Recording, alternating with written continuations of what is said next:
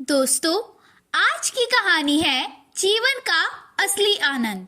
बहुत समय पहले की बात है। एक राजा अपनी शक्ति के बल पर दुनिया भर में राज करने लगा था।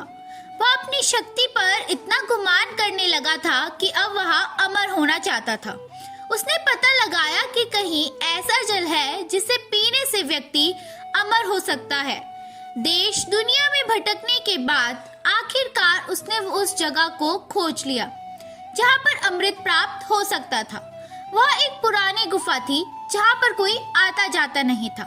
देखने में बहुत डरावनी लग रही थी, लेकिन उस राजा ने एक जोर से सांस ली और गुफा में प्रवेश कर लिया। वहाँ पर उसने देखा कि गुफा के अंदर एक अमृत का झरना बह रहा है। उसने जल पीने के लिए हाथ ही आगे बढ़ाया था कि एक कौवे की आवाज आई। कौवा गुफा के अंदर ही बैठा था। कौवा जोर से बोला, रुक जा, ठहर जा, यह भूल मत करना।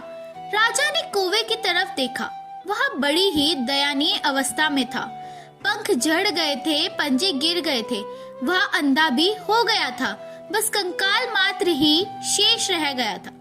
राजा ने कहा, तू कौन होता है मुझे रोकने वाला? मैं पूरी दुनिया को जीत सकता हूँ, तो यह अमृत पीने से मुझे तो कैसे रोक सकता है?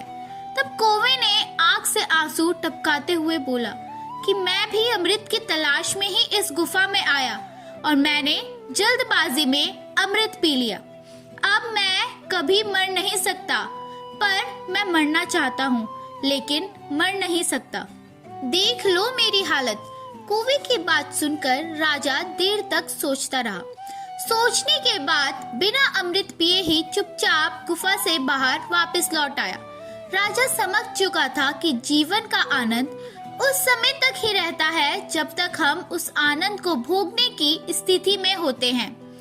जीवन में हमेशा खुश रहना चाहिए। हमें कभी भी खुश रहने के लिए बड़ी सफलता, समय का इंतजार नहीं करना चाहिए, क्योंकि समय के साथ हम बूढ़े हो जाते हैं और फिर अपने जीवन का असली आनंद नहीं उठा पाते। दोस्तों, कैसी भी परिस्थिति क्यों ना हो, हमेशा खुश रहें। अगर आप भी खुश नहीं हैं, तो कमेंट में आई एम हैप्पी लिखें। देखना, आपके चेहरे पर एक स्माइल आएगी और वो स्माइल आपकी खुशी की वजह